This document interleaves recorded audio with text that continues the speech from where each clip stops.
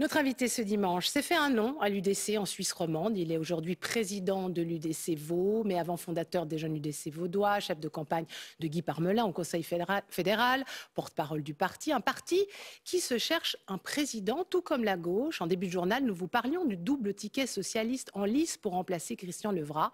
À l'UDC, c'est Albert Rochety qu'il faut remplacer. Bonsoir Kevin Grangier. Bonsoir. Alors on va en parler ensemble bien sûr, mais je vous propose d'abord de faire un petit rappel de l'actualité de l'UDC avec Nicolas Rosset. La déroute des élections fédérales, 12 sièges en moins au national, du jamais vu pour l'UDC, a laissé des cicatrices. Battu notamment les ténors romans Jean-François Rime, Yvan Perrin ou encore Manfred Buller. En plus, Albert Rochety, président du parti, démissionne et beaucoup souhaitent désormais un meneur plus offensif.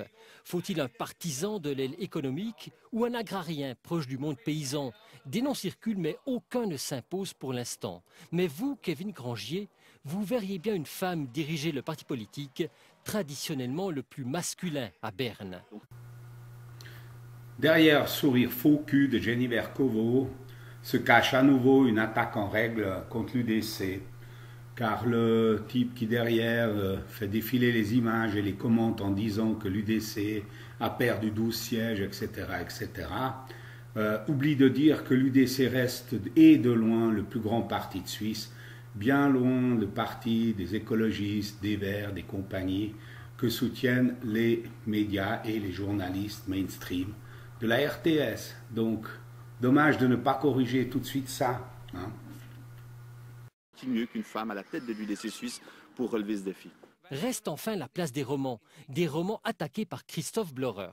Beaucoup de sections étaient trop paresseuses. Des romans qui osent en plus demander que le parti soutienne le congé paternité. On estime qu'il doit défendre quand même le congé paternité parce que pour nous, la famille, c'est le noyau de la société. L'UDC qui a besoin d'être unie, un nouveau vote pour limiter la libre circulation des personnes aura lieu cette année. Une campagne où l'UDC sera seule contre tous.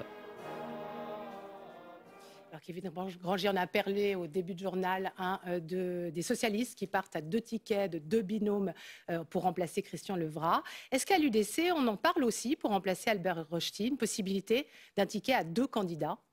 Pourquoi pas? Ce n'est pas prévu comme ça dans les statuts de l'UDC, c'est prévu qu'il y ait un président ou une présidente. Si la question du binôme fait sens, peut-être que ça vaudra la peine d'y songer. Mais c'est envisageable.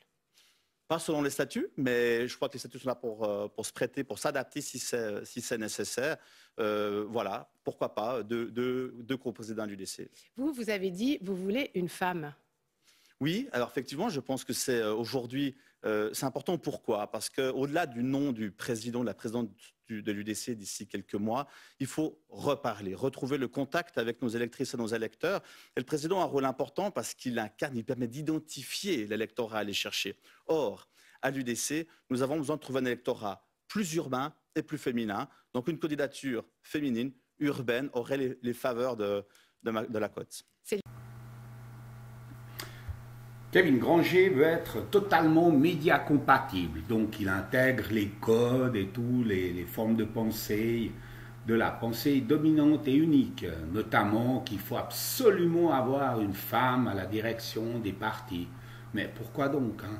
Pour avoir une femme incompétente, comme il y en a plein, plutôt que d'avoir un homme compétent parce qu'il faut plaire aux médias et non forcément aux électeurs, pas du tout.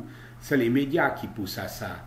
On a déjà eu des présidents et des élus qui veulent être absolument médias compatibles et on a vu le bouillon que s'est ramassé l'UDC à cause de ça. Donc à mon avis, on est légèrement mal parti. J'aimerais juste rappeler à ces braves gens, c'est qu'il a été dit qu'une seule et unique fois lors des élections au Conseil national, qu'il a été fait des sondages pour savoir pourquoi l'UDC a pareillement baissé. Et les gens ont dit pour une seule raison qu'ils ont moins voté, c'est que les décisions des votations lancées par l'UDC ne sont pas appliquées par le Parlement. J'insiste, pas appliquées par le Parlement. Donc les gens, qu'est-ce qu'ils veulent? Ils ne veulent pas les voter pour ne pas avoir d'application de leurs décisions. Et le problème, chers amis, c'est que le PLR, nos soi-disant grands amis, sont des gens qui nous utilisent comme des paillassons quand ils ont besoin de nous. Et par contre, n'appliquent pas les décisions populaires. Donc ils sont antidémocratiques. Hein. C'est le début de la dictature comme ça, quoi qu'on en dise.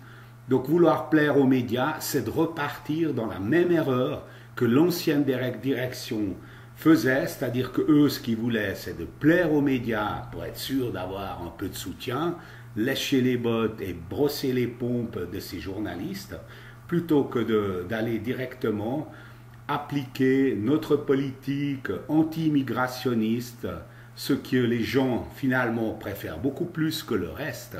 Messieurs, c'est ça le problème. Réfléchissez-y.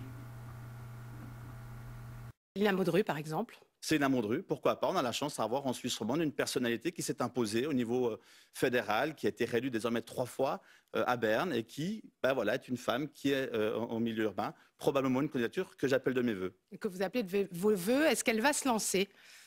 Je peux malheureusement pas vous le dire ce soir. J'ai beaucoup de contacts avec Céline Amodru. Et puis aujourd'hui, elle est en pleine réflexion. Vous en avez parlé en tout cas ensemble? Nous en avons parlé ensemble, évidemment. Et vous la poussez? J'aimerais bien, effectivement, que la Suisse romande démontre aussi qu'elle est aujourd'hui suffisamment mature au sein du l'UDC pour assumer le premier rôle. Alors le président ou la présidente future de l'UDC aura du travail, 12 sièges perdus aux élections fédérales. Sur le climat, par exemple, est-ce que la direction du parti est passée à côté?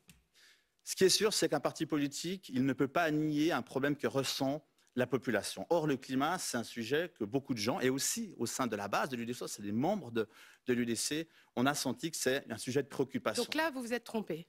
Là, en l'occurrence, la direction de l'UDC, celle qui avait mené les élections fédérales l'année passée, s'est probablement trompée en niant le problème. Mais Voilà que face à Miss Sourire de crocodile, Kevin fait de nouveau carpette. Elle lui répète encore une fois que le parti a perdu 12 sièges. Lui, il ne la corrige pas, que malgré que le parti a perdu 12 sièges, c'est largement le plus grand parti de Suisse. Hein, donc même avec ça, donc corrige pas.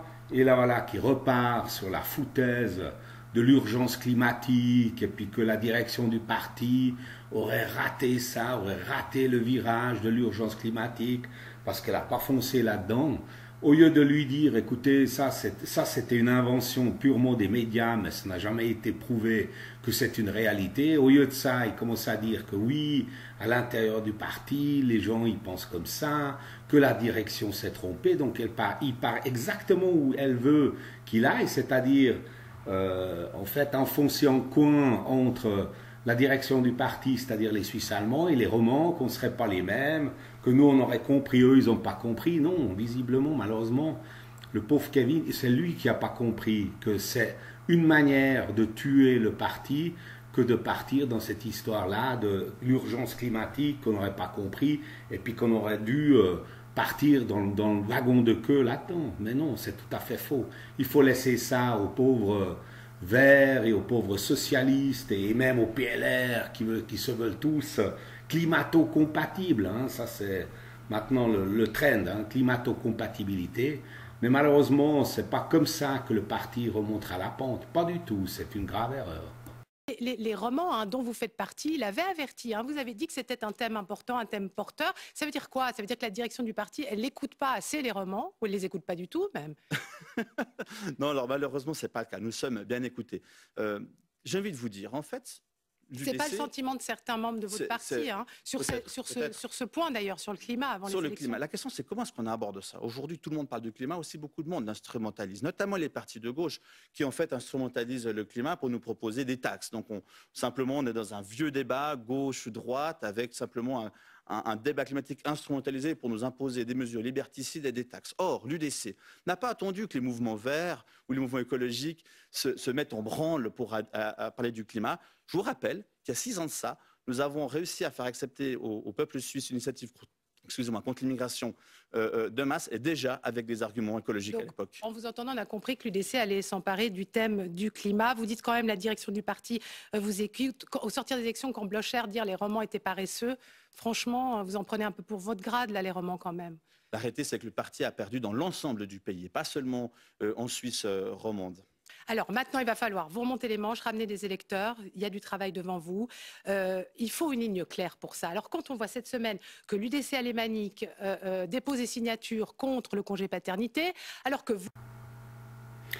Et voilà que Kevin, qui face à la commentatrice belge, sort les rames, parce que finalement elle se comporte comme si elle était la secrétaire générale de l'UDC. Hein. C'est elle qui est en train d'expliquer ce que nous avons fait de faux, que nous allons pouvoir corriger notre ligne, etc. Et lui, il suit tout ça. Enfin, il me rappelle tout à fait Nicolet, qui était alors le super sireur de pompe de tous les journalistes de la RTS et des autres, hein, parce qu'à force de vouloir être compatible et puis vouloir être sûr de passer dans les médias pour être élu, il n'y a rien de tel. Mais ça ne fait pas le beurre de ceux qui veulent être élus par le peuple, parce que le peuple s'en fout, hein, de ces journalistes. Hein. Le peuple, ils veulent autre chose. Ils veulent pas que nous, on rame dans le même sens des climato-hystériques, que nous allons tous nous mettre en ligne et puis que nous allons tous dire la même chose que les autres pour plaire aux médias.